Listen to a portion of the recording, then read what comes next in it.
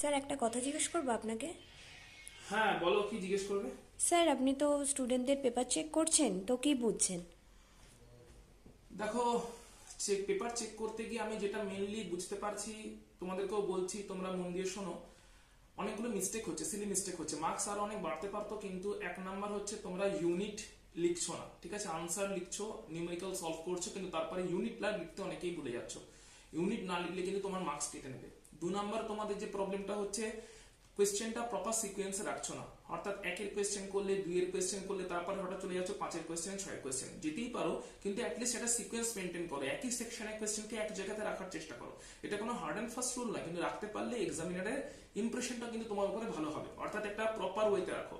আর most important, খাতাকে neat and clean রাখার চেষ্টা করো। প্রচুর কাটাকাটি হচ্ছে, লাস্ট মোমেন্টে এসে গেছো, এখনো যদি এত কাটাকাটি হয়, যেটা পারবে, যেগুলো ভালো করে জানো, সেগুলোতেই আগে ফোকাস করো। যেগুলো একটু কনফিউজিং লাগছে, একটু ভাবতে হবে, সেগুলো পরের জন্য রেখে দাও। এই কয়েকটা জিনিস তোমরা কিন্তু মেনটেন করার চেষ্টা করো। আরো একটা কথা, সেটা হচ্ছে যে অনেকেই ফর্মুলা ইউজ করছো, কিন্তু কোন টার্মস এর কি মানে সেটা কিন্তু প্রপারলি আবার লিখছো না। প্রত্যেকটা টার্মস এর মানে লিখে তারপরে কিন্তু ফর্মুলাটা অ্যাপ্লাই করতে হবে, যখন তোমরা নিউমেরিক্যাল সলভ করছো, কেমিস্ট্রির জন্য বা এটা ফিজিক্সের জন্য অ্যাপ্লিকেবল। তো এই সমস্ত জিনিসগুলো খেয়াল রাখো, নাহলে কিন্তু এক্সামে মার্কস কাটা যেতে পারে।